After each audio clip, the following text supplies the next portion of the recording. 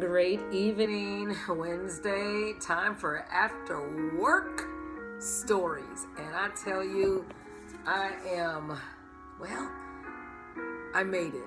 And I think about our ancestors, how they had to walk through so many treacherous crowds and they had to continue on even when they had so much opposition, but they were strong. And we are given that strength every day. We are told to have might. And I think about just looking at this march. Yeah. Selma to Montgomery, right? You see, it's not only African Americans, but there were Caucasian brothers and sisters in that fight. So what I'm saying is, all along history, we had to be resilient and show our tenacity against all odds. Well, the story we have tonight is Sing a Song. How Lift Every Voice and Sing inspired generations. And of course, we have our brother Cyrus Chestnut in the background playing that song. Oh, I need it tonight. For over a century, the song Lift Every Voice and Sing has offered inspiration and solace, peace, comfort to generations of Black families, created by two brothers, one of them the principal of a segregated all-Black school, that James Weldon Johnson, and then his brother John Rossman. Yes. And it was in tribute to Abraham Lincoln's birthday. The song was originally sung by a chorus of 500 children.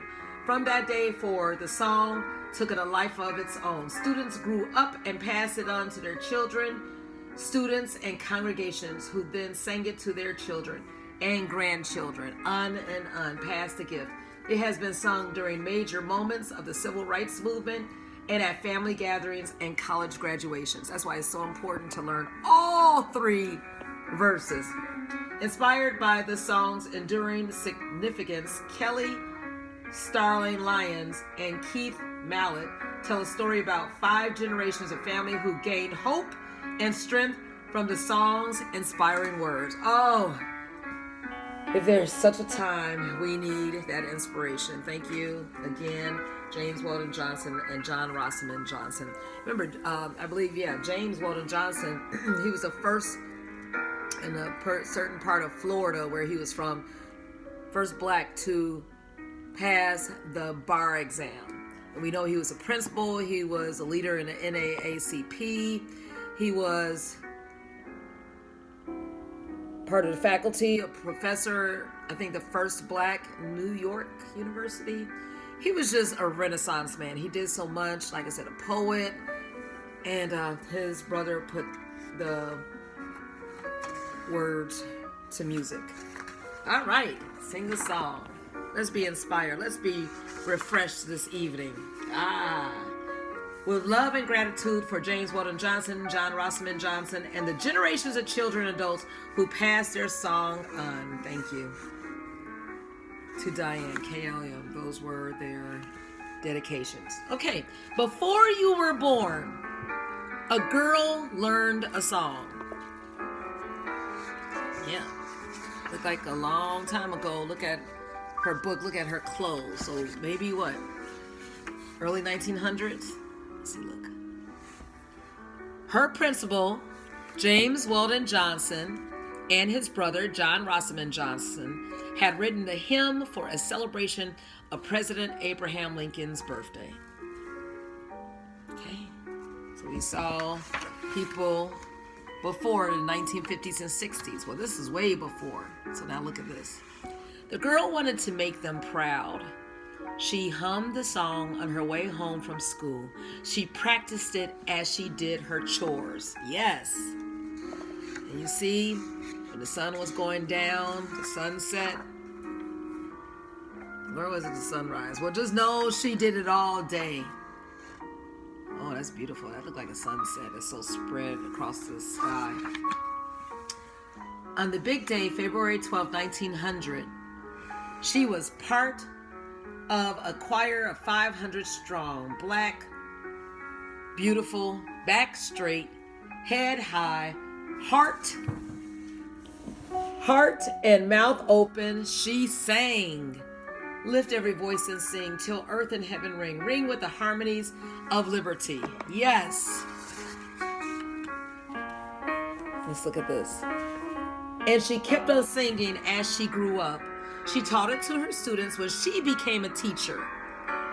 She crooned it to her husband as they journeyed from Jacksonville, Florida. Yeah, that's where John Rossman was from. He was the first African American to get his to pass the bar. So he was a lawyer too. Jacksonville, Florida, to a new life in Pittsburgh, Pennsylvania. So she was going north. See, in the train. But she was singing to her husband songs of hope and strength. And she sang it when she rocked her baby boy to sleep. It was a part of her. She wanted to pass on. Yes. And you know what? Her little boy learned that song.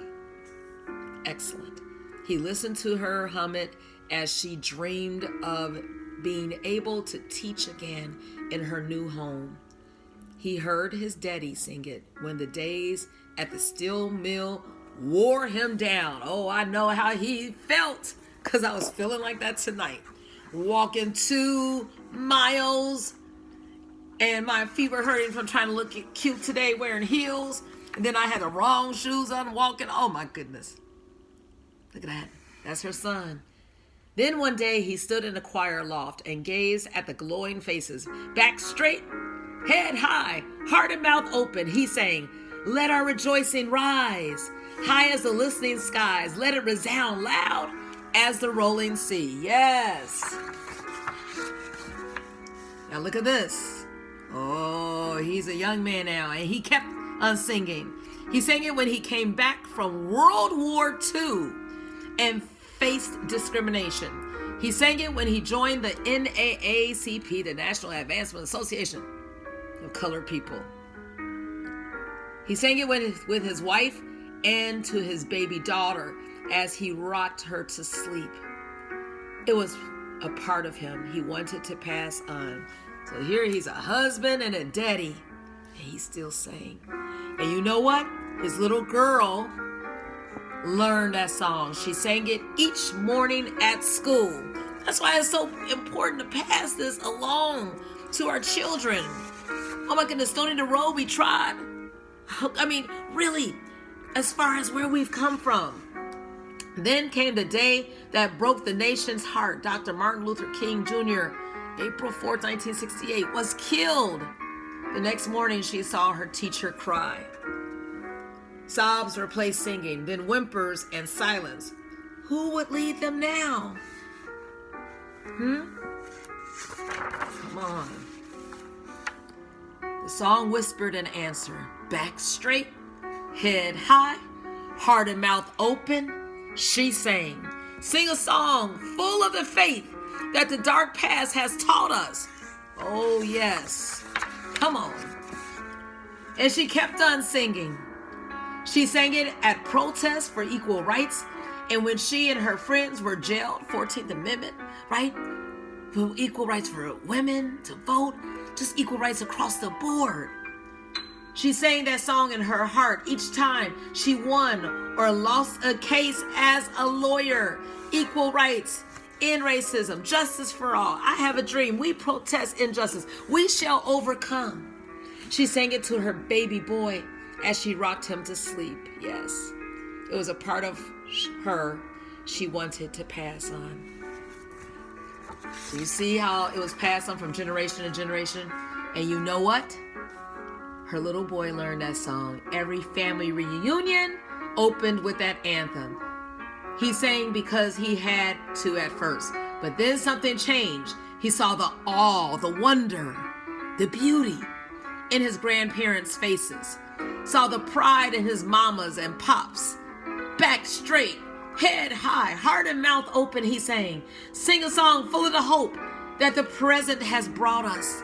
Look at this. And he kept on singing.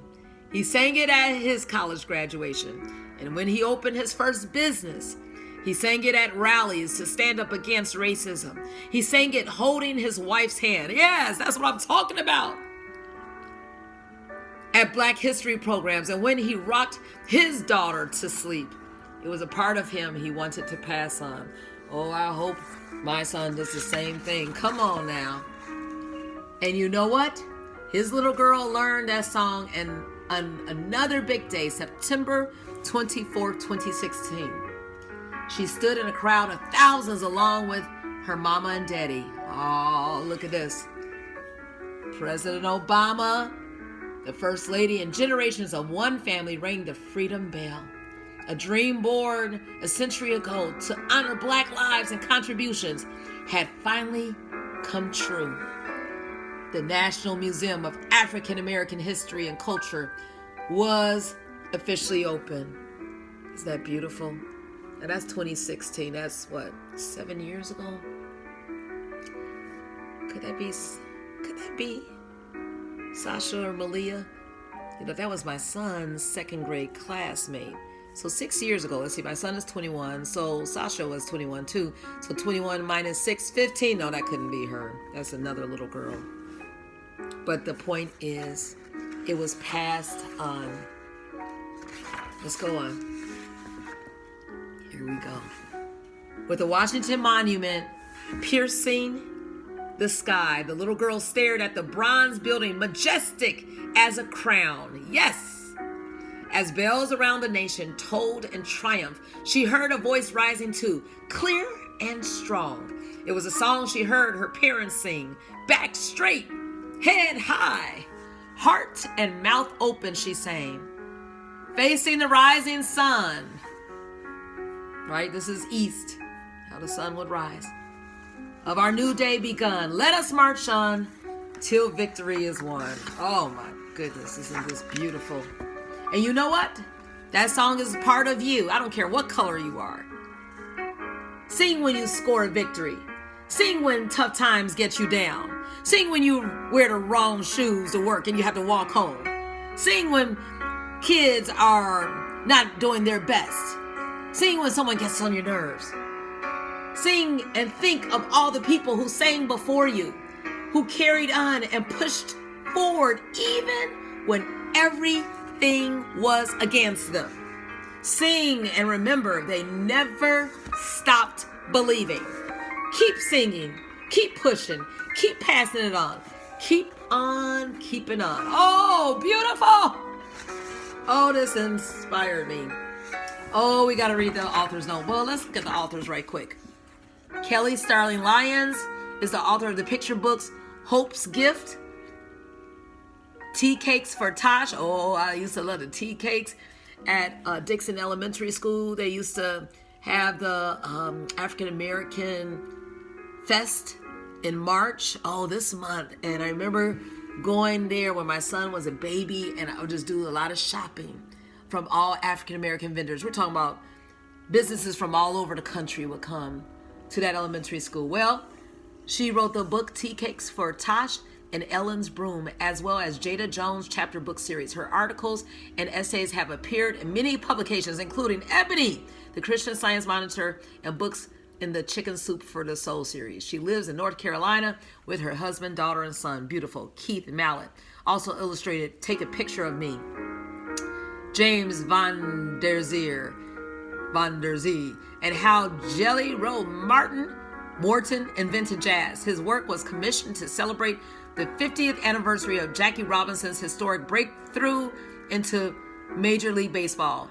He has graced the cover of Chicken Soup for the African American Soul and has been featured in many movies and TV shows. His work has been exhibited at the Society of Illustrators Original Art Show. He lives in La Mesa, California. Oh, let's just read a little bit of the author's note from Kelly Starling Lyons. I first heard Lift Every Voice and Sing in church as a little girl. I didn't understand all of the words. I'm going to have you look at the picture while I read this. That's a little more interesting. She didn't understand all of the words, but I saw as much passion in people's faces and heard such pride in them, in their voices as they sang, that I could feel the meaning. This was a song that spoke to who we were. It was filled with reverence for all that Black people had overcome and achieved.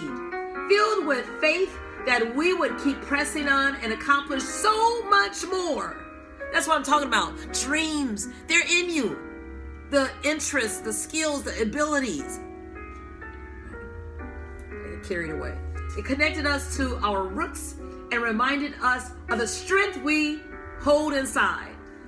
I sang this Black national anthem many times over the years. I knew it was written by brothers James Weldon Johnson and John Rossman Johnson, but I didn't know the incredible journey of the song until I visited the Ritz Theater and Museum in Jacksonville, Florida. My husband's and the Johnson brothers' hometown. Oh, there I got a window into an amazing story I had to share. James Weldon Johnson was a principal of the segregated all-Black Stanton School. He and his brother wrote the song for a celebration of President Lincoln's birthday. James composed the lyrics. No, John Rossman. Not James. Well, James wrote the words and John wrote the music. His students sang it in a chorus of 500 voices. Though the Johnson brothers moved away from Jacksonville and authored many songs, Lift Every Voice and Sing took on a life of its own. The children of Jacksonville taught the song to their children, and students sang it in their churches and passed it on when they moved to new cities. Within a couple of decades, Lift Every Voice and Sing was spreading south to north and became the official song of the National Association for the Advancement of Colored People. I think I mixed that up before. I think I said National Advancement. But the point is, they did a lot of good for a lot of people. It was sung during the Civil Rights Movement, at family reunions, college graduations, and sporting events, played on radio stations and in houses of worship and homes. It became a popular hit when a version by singer Melba Moore landed on the Billboard charts and made the news The moments in this book, Mary sang it, and I think the NFL sang it every Super Bowl and every game. These moments in the book were inspired by the song's journey and my family's heritage. Like millions of others, my maternal grandmother's parents were part of the Great Migration. They moved from Alabama to Pittsburgh and sang Lift Every Voice and Sing in their new home. My mom and aunt were taught the song by their parents and vividly remember being told in class about the day Dr. King was killed. The scene at the end was inspired by my going to the opening of the National Museum of African American History and Culture with my husband, kids, and family friends. Beautiful. Today, Lift Every Voice and Sing is a symbol of faith, brilliance, resistance, and resilience. We survived slavery. We survived segregation. We'll overcome today's challenges and continue to soar. Young people can stand tall and not be in trouble and not be the headlines for negativity. And they could draw strength from the song just like those in past generations. That's the message I want kids to hold in their hearts. Well done, Miss Kelly Starling Lyons. You have delivered the message. We will take on and we'll continue to do great things. Thank you for your inspiration. Sing a song full of the faith that the dark past has taught us. Sing a song full of the hope that the present has brought us. Facing the rising sun of our new day begun. Let us march on till victory is won. Beautiful. I feel great. I hope you do too on this beautiful evening. Go do some great things. You have dreams, you have goals, you have passions, you have interests. Make sure you do it so that others will be able to benefit. All right? As you lift every voice and sing.